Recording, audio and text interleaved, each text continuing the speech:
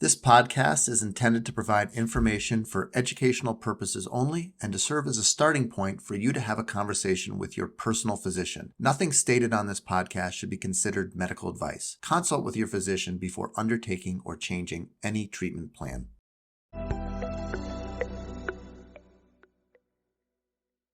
I'm Zoe, registered dietitian. And I'm Matt Weiner, bariatric surgeon, non-surgical weight loss specialist, and this is episode 3 of our podcast. We are rolling with this, and I'm having a great time planning the episodes and working together with our whole team. We have a new addition here. We have Sierra, our office manager. Say hi, Sierra. Hi, everyone. So I think it's only fitting that we have Sierra behind the scenes here because she pretty much is behind the scenes in everything that happens in our office. She really runs the show here. And so when we pick up the phone, when you call, which doesn't happen at every doctor's office, and we run your prior authorization in a timely fashion for your medications, this is all because of the things that Sierra is doing behind the scenes, training our employees and making sure that everything runs really smoothly. Insert Beyonce irreplaceable here.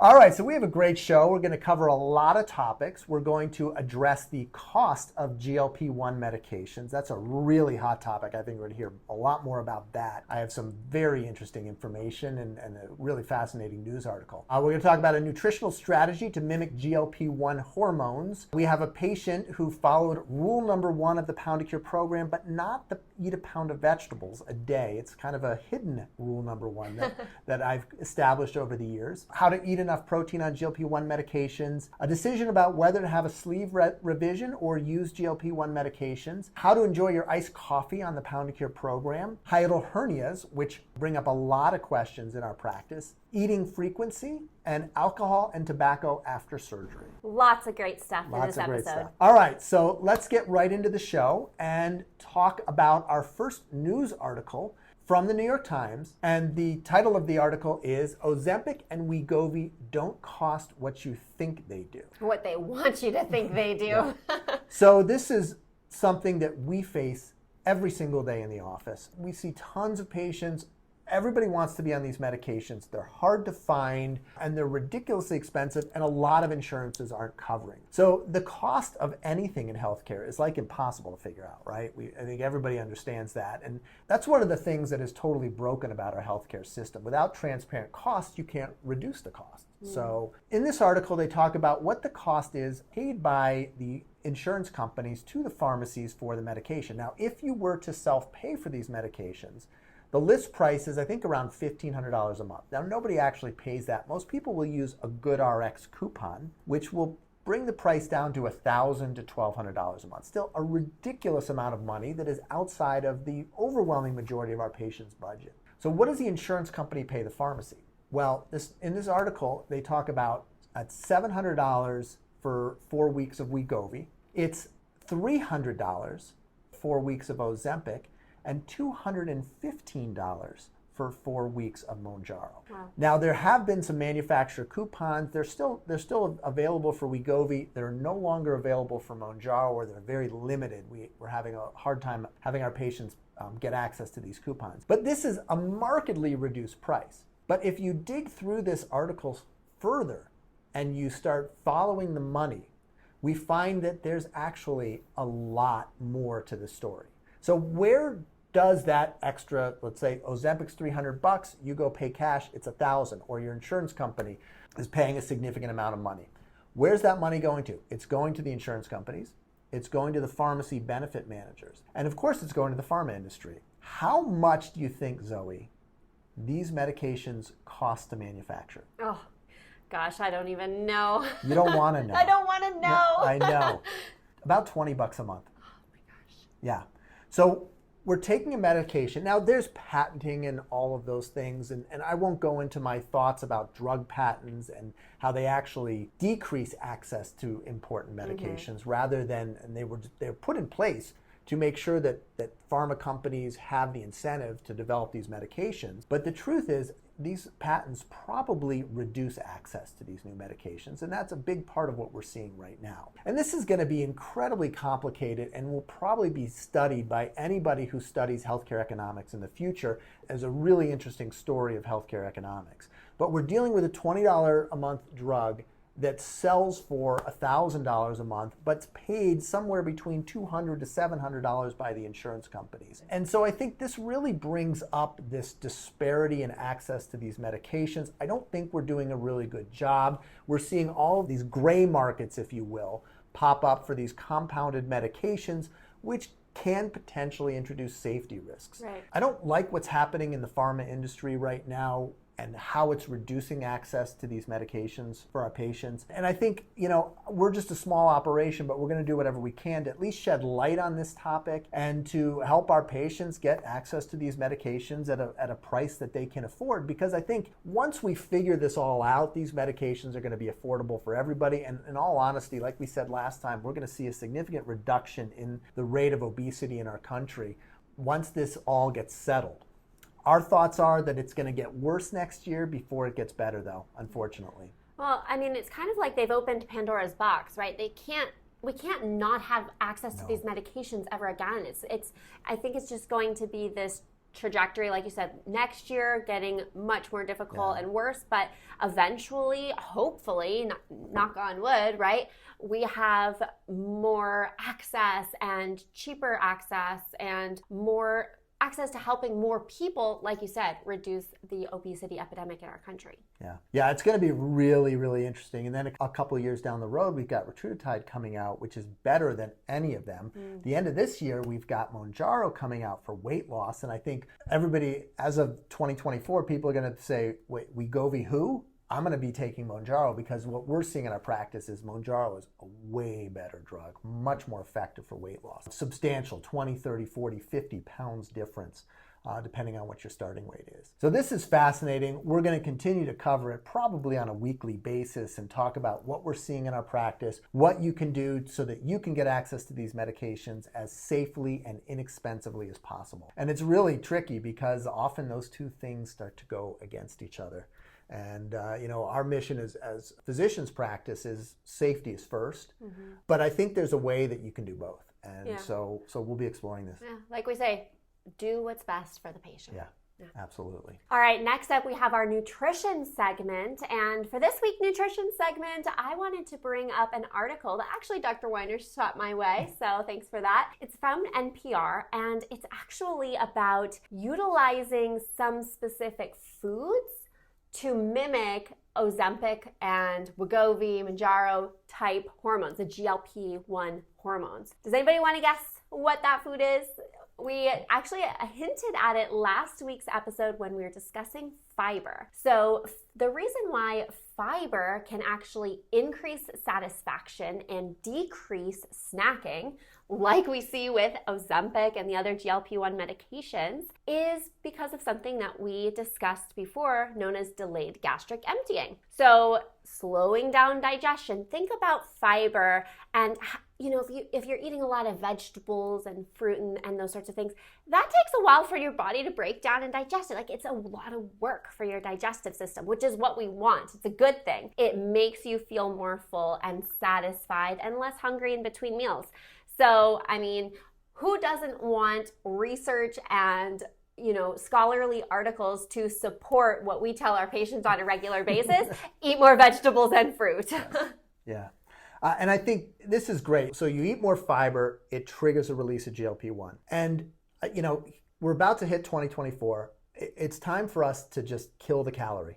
The calories got to die. It's not a useful measure if you're looking for weight loss. And I think we've known this in bariatric surgery. I've been doing bariatric surgery for 15 years, and I've watched people who've struggled with their weight for their entire life all of a sudden lose weight easily and keep it off. And that's not because of the restrictive component or the malabsorptive component. It's because of the neurohormonal component. I wrote about this in my first book 12 years ago. So this is certainly not new information. But because bariatric surgery was kind of this kind of fringe space in the medical world, it didn't quite get out there. But now the GLP-1 meds, Ozempic, Wegovy, Mounjaro, they're out there. They're all people are talking about. And I think we're finally in a position where we can convince people that it's a hormonal problem and the treatment is hormonal. And so our mission here is that we look at nutrition, we look at GLP-1 meds, we look at weight loss surgery pretty much the same way. And so this really is evidence of the type of diet that's going to trigger the neurohormonal shifts, the set point lowering shifts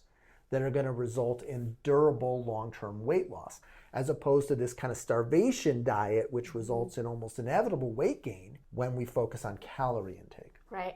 And the way I like to describe the set point to patients is think about it as like that highest weight that your body's trying to push you to get back to. And if you're doing a very low calorie starvation, just ignoring your hunger cues, I think we talked about this last time, your body's going to win.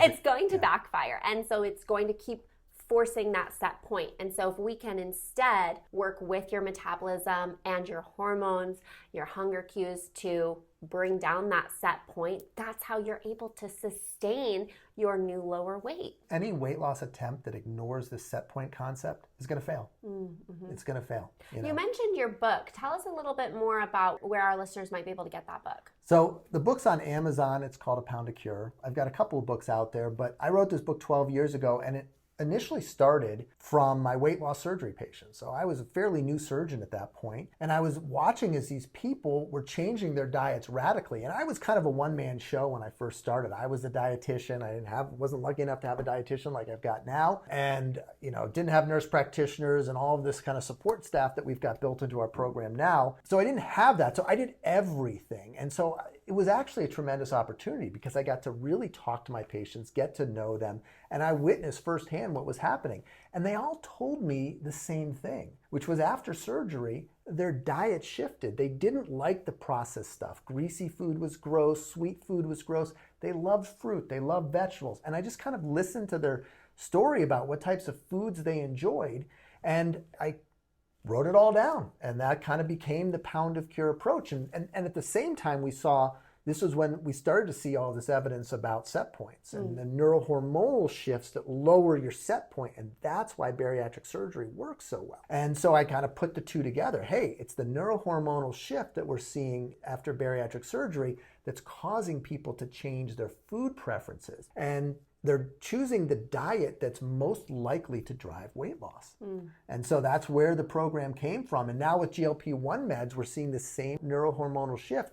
And we're seeing in our office that this program, this nutritional program, also works really, really well for GLP-1 patients. It allows them to eat comfortably and to maximize weight loss. Thanks for the book plug. Of course. All right, so the next segment is where we tell a story of a patient who's in our practice. And I don't know how this comes off on the podcast, but Zoe knows, Sierra knows. At times, I speak my mind. I don't always candy coat things the way probably you do. Guilty. And so, and I choose. This is not how I approach everybody, but anyway, this patient came in. He was 55 years old, 300 pounds. He ate almost 100% processed diet. I mean, it was fast food for breakfast, fast food for lunch, fast food for dinner, and lots of alcohol, not to the point of abuse, but he was just a beer drinking kind of guy, a lot of soda, and he just never really put any effort into eating a better diet. And so he came in and he was really open to everything. It's like, whatever, doc, I just can't eat this way. He got this blood work and his blood work was terrible. His hemoglobin A1C was through the roof. His cholesterol was terrible. Couldn't fit into his pants anymore. He was like, whatever happens, I'll do anything, surgery, talk to me, meds, whatever. And he did have coverage for Wegovy. So we got him a prescription for Wegovy. But I talked to him because this kind of diet does not work on Wegovy. I mean, you'll be puking in the bathroom. And this guy did not have the kind of job where his buddies would have been supportive of him puking in the bathroom because he was taking the new designer weight loss drug. So I kind of warned him. So anyway, I talked to him, and I try to talk to patients kind of in their own language at times. And so please, if you come into my office, I'm not going to say this to you necessarily unless it really fits. But I said, listen, you just got to stop eating like an asshole. And he said, you know what? You're right. I do eat like an asshole. And so we kind of talked through, and he ended up joining the nutrition program and working with you on this and getting on our metabolic reset diet. So he shows up for his follow-up visit, and he lost 22 pounds. And I was like, man, that Wegovy is good stuff. He goes, what are you talking about, doc? I couldn't get it. It's on back order. He lost 22 pounds in 6 weeks just because he stopped eating like an asshole. Rule number one. He is actually really following the metabolic reset diet tightly.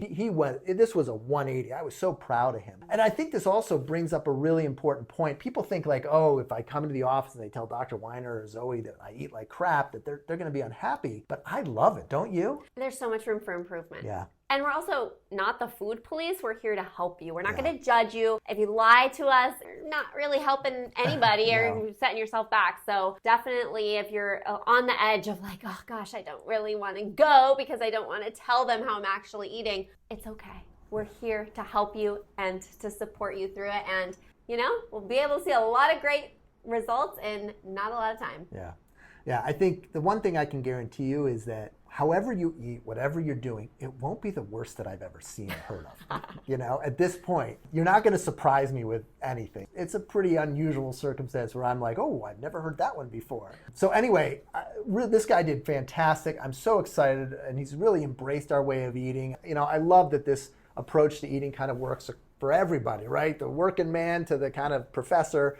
It's a easy to follow approach, and if you're eating a lousy diet and you change to this, you're going to see great results. So now we've got some questions sent in on our various social media platforms, through our website, and because we have the wonderful Sierra here, she is actually going to be the one reading our questions, and we'll kind of go from there from now on. Okay, so our first question is from Instagram on our video Weight Regain After Sleeve. And this is from Ichiban, if I'm saying that right. She says, thank you for the reassurance. Great video. 8 years post-op and experiencing some regain. My concern is, how do you get enough protein on the medications? I struggle to get all of my protein without the meds. That's a really, really common question. So one of the main things that we discuss in our GLP-1 and nutrition support group over with the nutrition program is a lot about protein. First off, why is protein important? Well, I like to explain it as protein is what helps to preserve your muscle tissue. So when you're losing weight, we throw around the phrase weight loss pretty liberally.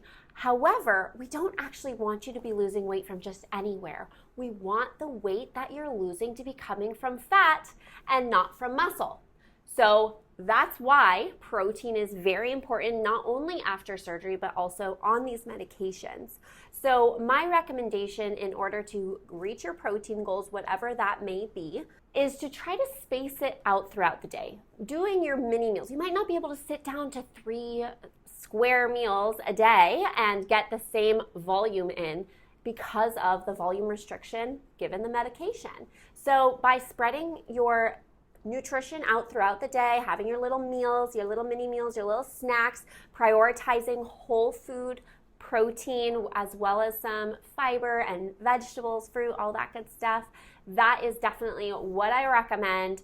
Don't feel like you have to sit down and eat 6 ounces. We don't really want you to be doing this anyway, but sit down and eat 6 ounces of meat in one sitting because you're just not going to be able to do that. Now, obviously, we do want to be prioritizing whole food protein sources, but the reality is that a lot of people do struggle to reach that protein goal through whole foods alone. So what I recommend is making a smoothie where you can pack in those vegetables and the fruit, but maybe you would want to utilize an unflavored whey isolate protein powder or whatever kind of protein powder sits best with you. And then that way you can kind of amplify the amount of protein you're getting, but sometimes sipping on a shake or a smoothie is a little bit better tolerated than sitting down to a meal. Yeah. You know what's interesting? What? If the question was, how do I get enough protein after bariatric surgery? You would have given the exact same answer. Yeah, right? Totally. And I think that really speaks to the neurohormonal shift that we see with weight loss surgery and with the GLP-1 medications. Mm-hmm. I think another really interesting point about that is that the diet that causes the most protein loss, the most muscle loss, is a starvation diet, a severe calorie restriction diet. Because when you go into calorie restriction mode, your body says, I need extra fuel, I gotta burn something. And it has 2 choices. It has protein and fat. Well, let's look at this. Fat is your most important source of calories because it's the most efficient, it's the most calorie dense. Protein Muscle is metabolically active. So if you want to reduce your metabolic rate, guess what? Chew up some of your muscle. I like to say muscle is more metabolically expensive. Yes. So your body's trying to save its resources, got to get rid of the expensive tissue first. Yep. Yeah. So I think that's also important, why you need to get enough protein in. And also, my theory is, and I don't think we have the science to support this, is that weight loss surgery and GLP-1 meds actually cause less muscle loss than calorie restriction diets. And I think most people think it's the opposite way. If you're looking pound for pound of weight loss, 50 pounds of weight loss from surgery, meds, or calorie restriction, I think you can see the most muscle loss from calorie restriction.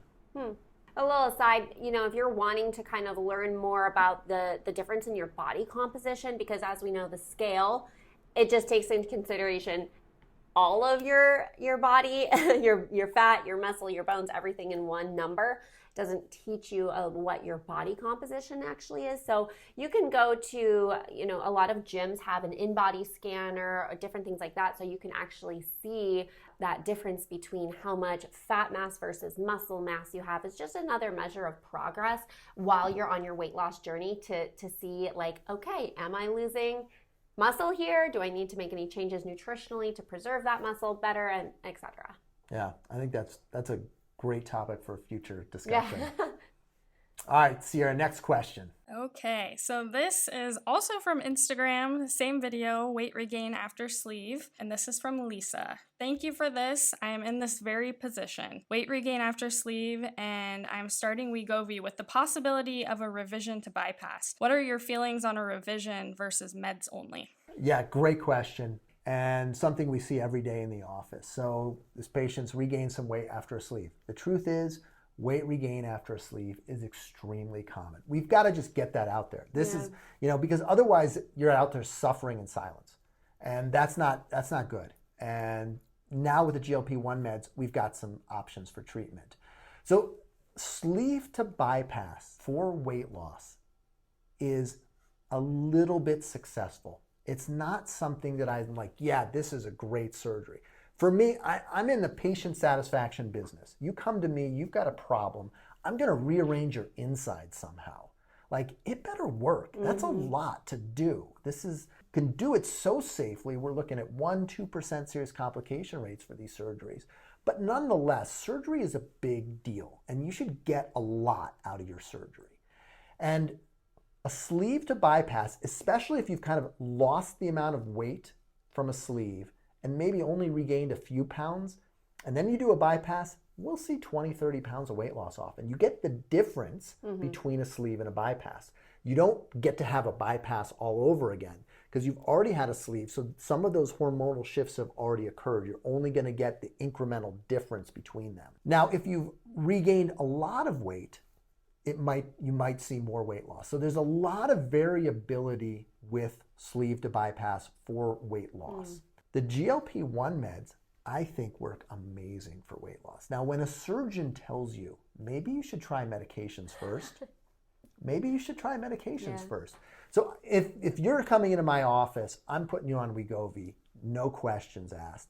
And at least see where that goes. See how it works for you, look into the affordability, look into what the response is. And depending on where you are, you might need both. You might need Wegovy and revision to a bypass. There's other options too, like the Sadie procedure or the duodenal switch. I personally don't do those procedures. And the reason I don't do those procedures is because I think they create a few more problems with malnutrition and some longer term issues. My approach to this is I don't create any disasters. If you come to see me and I'm going to operate on you, I want to make sure you get through this okay, and I don't do something to your body that is going to change your life forever. That's just kind of my mission statement in life as a surgeon. And so the Sadie procedure and the duodenal switch, I've seen way too many disasters, nutritional disasters. And partly the patient wasn't doing everything right, but there's something about these surgeries that makes you really prone to diarrhea, food intolerance, and significant malnutrition. And you might be thinner, but I don't know that you're healthier. So I'm personally not a huge fan of those surgeries. I do respect, especially the Sadie procedure, which is new. The big issue with the Sadie procedure is that it's not covered by most insurance companies. So a lot there to discuss, and I hope that was helpful. Yeah, and I was just going to say, perhaps if she's also experiencing GERD, that might kind of tip the scales into what would, justify doing a bypass instead. So I think that there are definitely a lot more questions that you would want to ask if you were to see this patient in office. Absolutely. Yeah. All right, next question, Sierra. Okay, so this one is from Facebook. It was a direct message from Diana. I'm determined to find an iced coffee that I enjoy without all of the additives and sugar. Anything you would recommend? Yes, I have many things to recommend. I love this question because I too love an iced coffee. So first off, I want you to think about the flavors that might trick your brain into thinking you're having something sweet. Vanilla extract, cinnamon, nutmeg. These are all 0 added sugar, 0 artificial sweetener flavors, but they kind of trigger to your brain, oh, I'm drinking something sweet. So I definitely recommend putting that in your iced coffee as well as almond milk. So think about, of course, unsweetened almond milk. Think about, like, if you were to be having maybe a cup of coffee and putting some creamer in it before, maybe use a couple tablespoons. Almond milk is not the same thickness. It doesn't have as much oomph to it as maybe creamer, so the proportions are going to be different. So maybe you'll need to use a half a cup of unsweetened almond milk to kind of get to the same creamy color that you might be after. But here's my other little trick. So do you have an espresso or an espresso maker at all? Yeah. I love my Nespresso, first of all. That's a game changer. But it comes with a little milk frother. So before I got gifted my Nespresso, because my parents didn't want theirs, and I said, please don't give that away, give that to me. I actually bought off of Amazon, it was like less than $10, a little stainless steel canister manual milk frother. So you'd pour your little bit of almond milk or whatever in there, and then you could froth it up, and it adds more volume. It makes it feel a little bit more special. You make yourself your little iced Americano or your iced latte with your flavorings that we already discussed and your frothed up unsweetened almond milk, and I think you might enjoy it. That sounds delicious. What about those little ones, the electric ones that kind of vibrate with the coils at the end? Yeah. So I have had one of those. It broke pretty quickly, but maybe it's because I bought a cheap one. Yeah.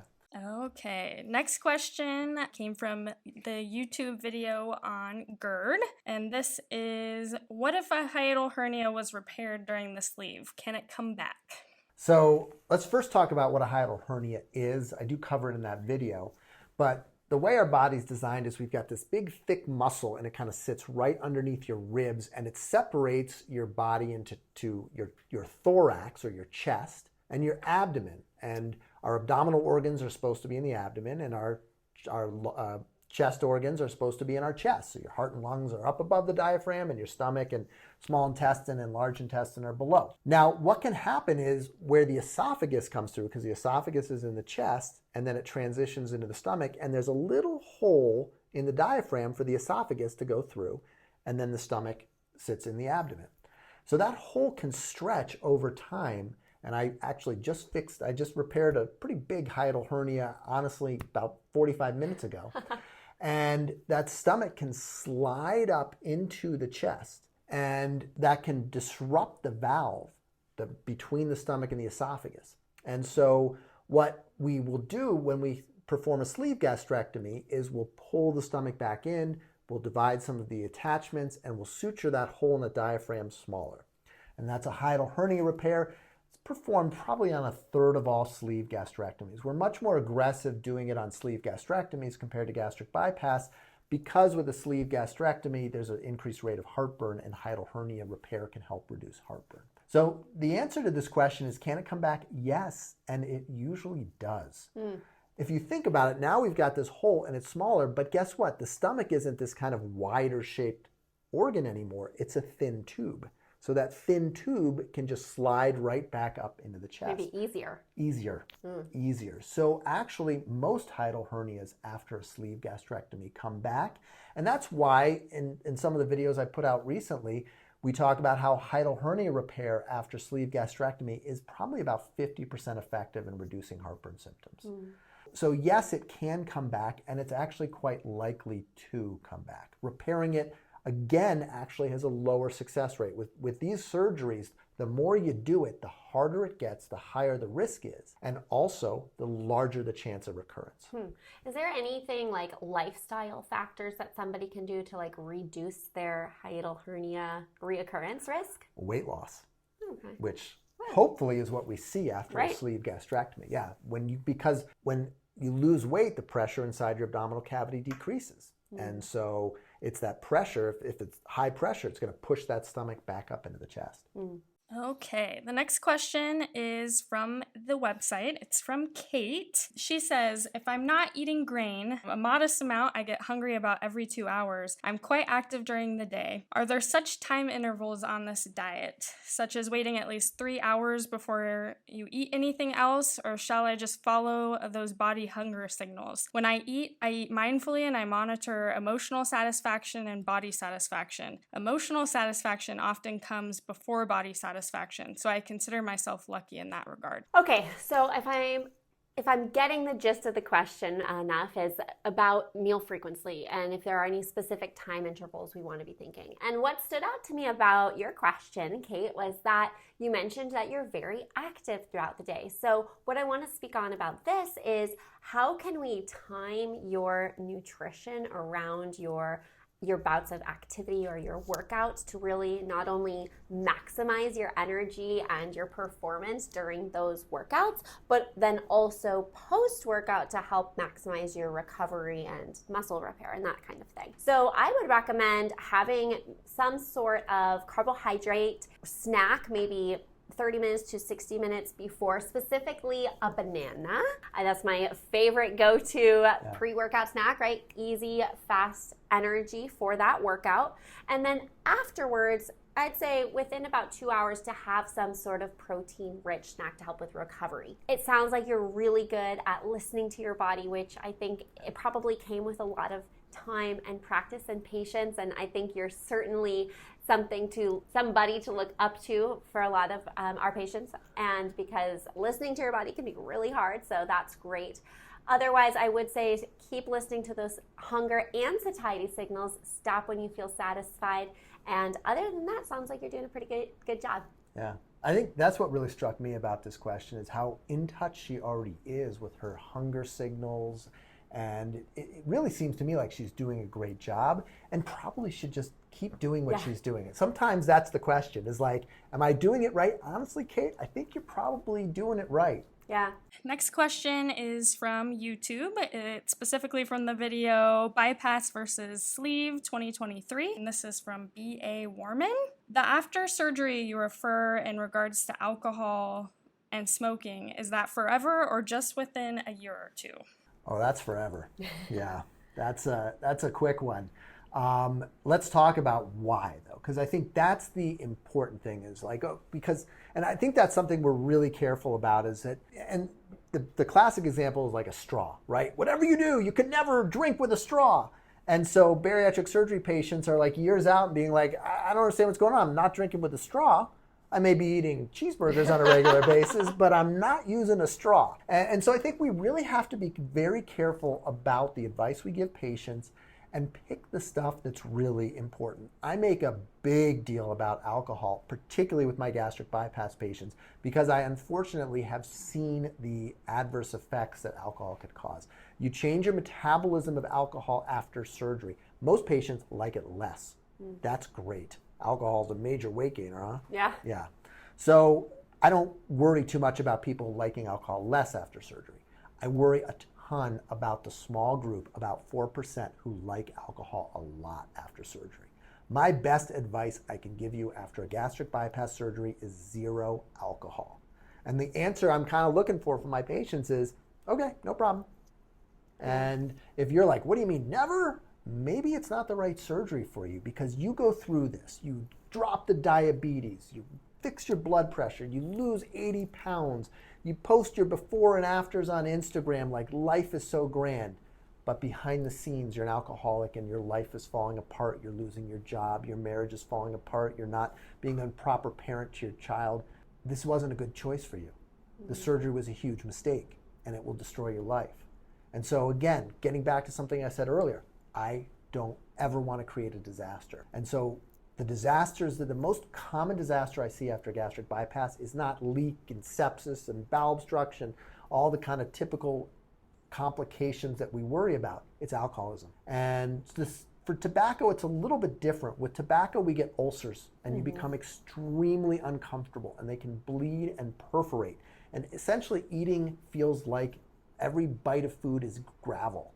It's not food, it's gravel. You lose your enjoyment of food. You become severely anemic.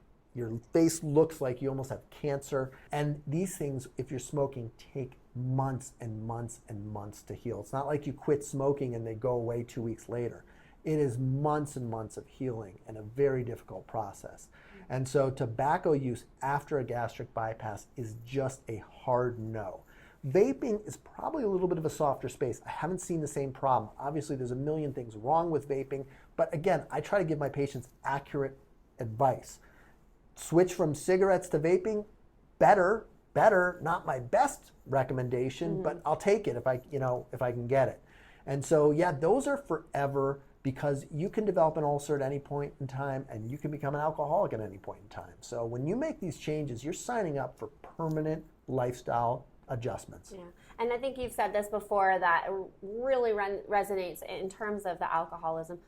We're in the business of improving lives, not ruining lives, and totally. that's one of the cases of it's just not worth it to ruin your life over. Yeah, I've seen that unfortunately too many times, and I mean it's really tragic. I honestly I see it in the hospital. That's where I see it, where I get consulted for a patient with an ulcer or who has malnutrition or liver disease, and they happen to have had a gastric bypass, and I can't tell you how many times I help them put it together that it was their bypass that triggered their alcoholism. So leaving that on a somber note, huh? Well, all right, so I think that wraps things up. Episode 3 in the books? In the books. All right, we're gonna keep going with this. I'm into it. I'm here for it. All right, we will see you next time as we continue to help you find health and happiness through sustainable weight loss.